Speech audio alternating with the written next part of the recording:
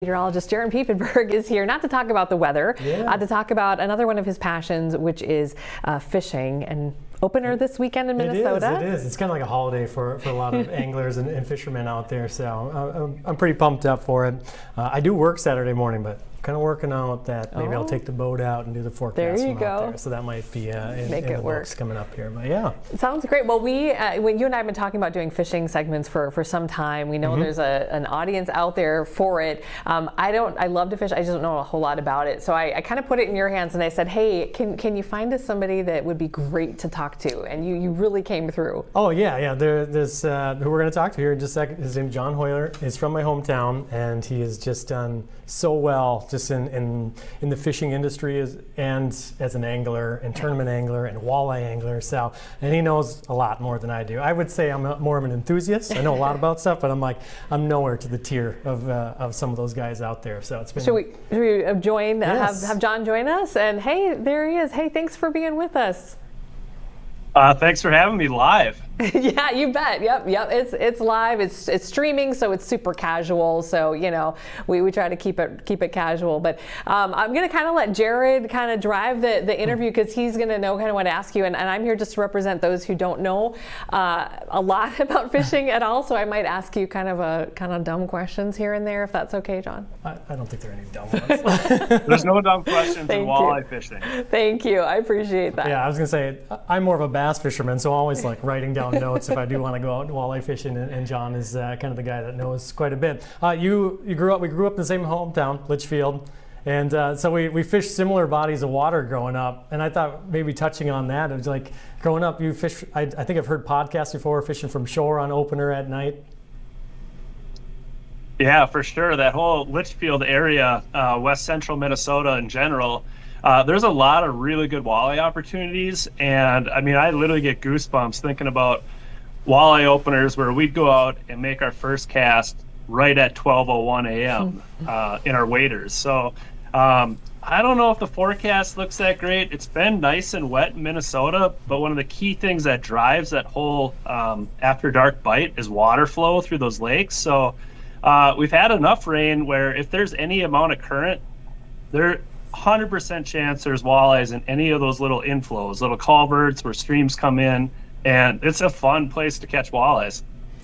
Yeah, I know I fished some of those, like Stella and Manuela. Those are like ones that come to mind in Washington, which are right around our hometown as well. But now you're fishing way different water. Yeah, I mean, you're out on some of the biggest water there is here for walleye fishing, and I imagine that's just considerably different for you. And lakes like Mille Lacs, and then, or for most anglers, what I should say, not for you, but then we have Leech Lake and Mille Lacs too, which they play out different. Yeah.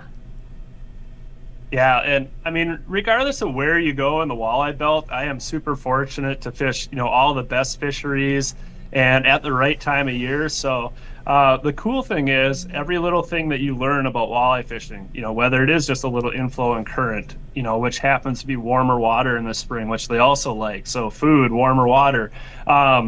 Same thing with Leech Lake and Mille Lacs with that many fish in those lakes.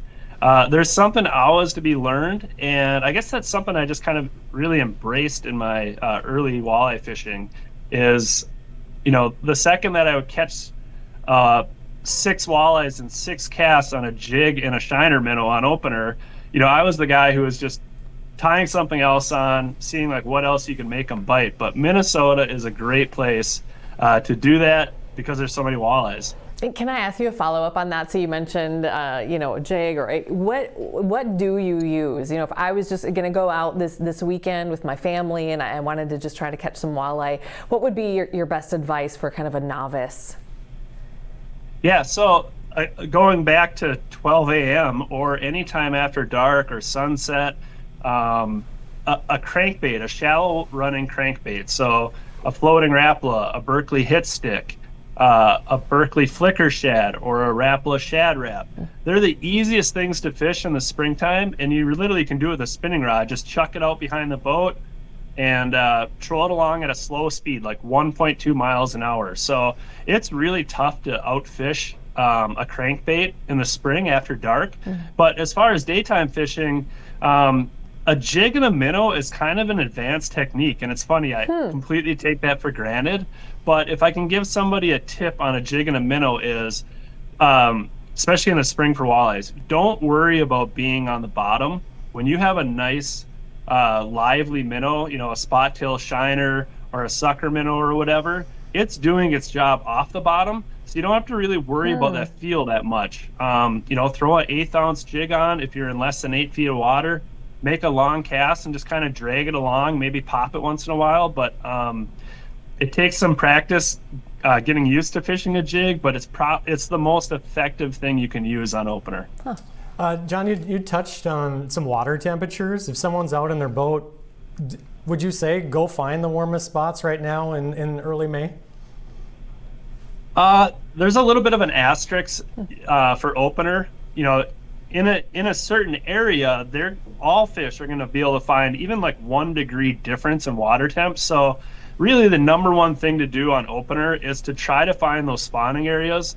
It's a big, broad term. It's confusing to a lot of people. It was confusing to me for most of my walleye life, but the best bite on opener is going to simply be where those male walleyes are still hanging out, hoping for one last female walleye to come in and maybe spawn. But the reality is, spawn is probably 99% done in the state, throughout the whole state. So the males are still going to be up in those shallow areas. I'm talking 4 to 8 feet of water, and anywhere you can find hard bottom. So it's a point, it's sand, it's gravel, anything like that is where almost all of the male walleyes are going to be, the eaters. So if you want to go chase the big ones, those ones are going to they're already going to make their next move, which is simply find food. And that could be anywhere, in 10 to even 20 feet of water. So the nice thing about spring is those depths are really only about, 20% of most lakes.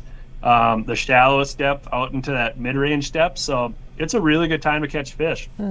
John, you're so accomplished in your world and in this space, and have won so much. And most people in that space and over their careers can do it kind of quietly. But now we have this thing called social media, and so you're out there and just kind of taking a look at your Instagram and some of the other things. What has social media done for you personally and for fishing in general? I think it's a great tool. Personally, with my background, Jared would know, my dad is a Lutheran pastor in Litchfield, and I joke with my friends about how I think I was hugged too much as a child. So, truth be told, I would never post a picture on social media. My catches and stuff are shared with my close friends. If I caught a really big one, I'd share it with my fishing friends. But the cool thing for me that has gotten me really, for myself, to embrace social media is the feedback, the relationships, the questions and answers on social media. And, you have real living, breathing friends, and there's digital or internet friends, but there's some of my favorite people to get that love and support, for them to cheer me on when I had a bad tournament or to congratulate me if I have a good tournament. It's a really fun scenario, and I encourage any angler, if they want to follow me on Instagram, I answer all my messages, and a lot of them are fishing related. So it's really fun for me to give a person a fishing tip like this, and then for them to send me photos afterwards, like, we had our best opener ever. We trolled those crankbaits. It was awesome. Here they are. It is great. One of my favorite things, John, is that you always comment to people like catching northern pike. It's -1. Yeah, so it's like the walleyes count, but then if you catch a northern pike, that one doesn't count. Little fishing humor. I love it. I love it. Yeah. Where did your love of fishing come from? Oh, man. I think like anybody who started off catching bluegills off the dock, the nice thing was I was able to, anytime we went to my cousin's cabin up in Wisconsin, or we went to a member of the church, their lake, they might have had a dock or whatever. My dad and mom were always, a proponent to get a rod in our hands, and it was probably just so we stopped annoying them. But, I think like any kid starting with bluegills, then you catch a bass, then you catch a walleye and you get to eat it, and the fish get bigger, and it's just pure passion, honestly. And then after a while, when I started fishing for muskies, then it was borderline addicted to, really kind of that adrenaline rush of catching muskies. But I think the saying about how a person goes their whole life and they realize it's not the fish they're fishing for. So I think that really holds true, especially in my life where I described before, like if I catch one in 6 casts, I want to try something different. So really, it's really just all the anticipation, the Minnesota Walleye Opener, it's on the calendar. Here we go. We're days away. Where are we going? How are we going to catch them? Okay, we caught our first one. Can we catch our limit? So all that excitement for myself really revolves around the anticipation of the next event, the next trip, and that next bite. Do you have a favorite lake in Minnesota, John? Mille Lacs has to be my all-time favorite, but man, I don't know. I think Leech Lake is probably my adult favorite. I've been fishing it a lot more in the last 15 years, and it's really one of the most diverse fisheries in the Midwest.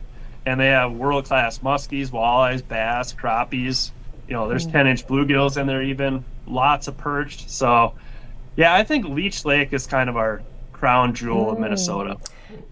Oh, I was just going to say, if someone is watching right now or they end up watching this, if we put this online and they want to go out and catch the limit, is Leech where you would say to go?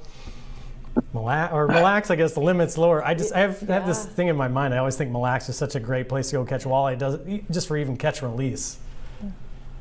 Yeah, a great place to learn. And honestly, the limits on Mille Lacs this year are probably the most liberal limits in 20 years.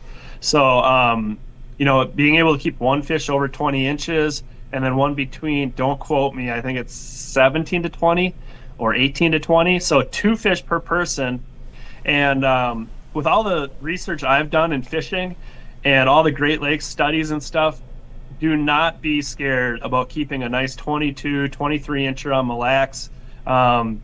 If I could summarize it in one simple statement, it's like any walleye that spawns is part of the biomass of spawning, and the whole those are the good spawners and everything, it's actually really false.